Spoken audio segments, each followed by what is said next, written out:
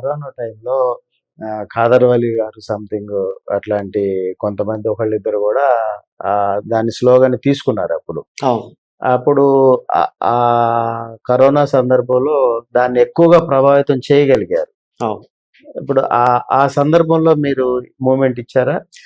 అప్పుడు నేను గమనించిందేంటంటే ఆహ్, ఎప్పుడైతే మిల్లెట్స్‌ని బాగా తినాలని చెప్పేసి ప్రచారం వచ్చిందో, మీడియాలో వచ్చిందో, పబ్లిక్‌లో గూడా మిల్లెట్ తినాలనే ఒక ఆసక్తి కలిగింది. వాళ్ళు వెళ్తున్నారు, మిల్లెట్ తీసుకొచ్చుకుంటున్నారు. కానీ వండే విధానం ఈ జనరేషన్ తెలియదు. మిల్లెట్స్‌ను వండే విధానం 50 సంవత్సరాల క్రితమే ఆగిపోయింది.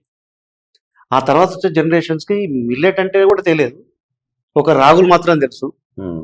కొంతవరకు రాగులు తెలుసు. రాగులు. జొన్నలు కొంతవరకు తెలుసు. హ్మ్. అరికెలు, ఒరిగెలు, సామలు, ఊదలు, కొర్రలు, అండు కొర్రలు అయితే అసలే తెలియదు హ్మ్. ఇప్పుడున్న జనరేషన్స్‌కి.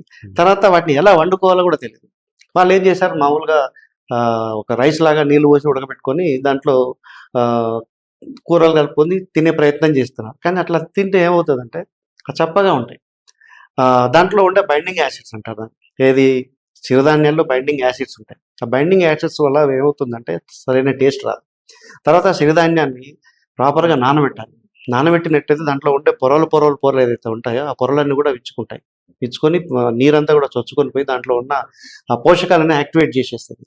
అప్పుడు వాటిని మనం వండుకొని తింటే అది టేస్ట్ ఉంటుంది. తర్వాత మనకు ఆరోగ్యాన్ని ఇస్తుంది. అంటే నానబెట్టినాక తినాలి. నానబెట్టినాక తినాలి. మీరు ఆఖరిగా చిరుధాన్యాల మీద ప్రజలకి ఏమని పిలిపియాలనుకుంటున్నారు?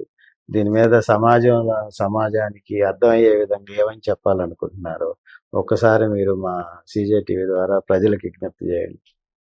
నేను ప్రజలందరికీ ఒకటే విజ్ఞప్తి చేస్తున్నాను.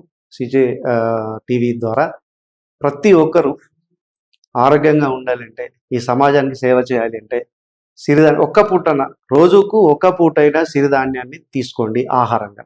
తద్వారా మనం ఆరోగ్యంగా ఉంటాం. మన కుటుంబం ఆరోగ్యంగా ఉంటుంది. సమాజం ఆరోగ్యంగా ఉంటుంది. రైతులకు జీవనోపాధి దొరుకుతుంది. అడవులు పెరుగుతాయి, చెట్లు పెరుగుతాయి, వాతావరణంలో మార్పొస్తుంది, పొల్యూషన్ కంట్రోల్ అవుతుంది.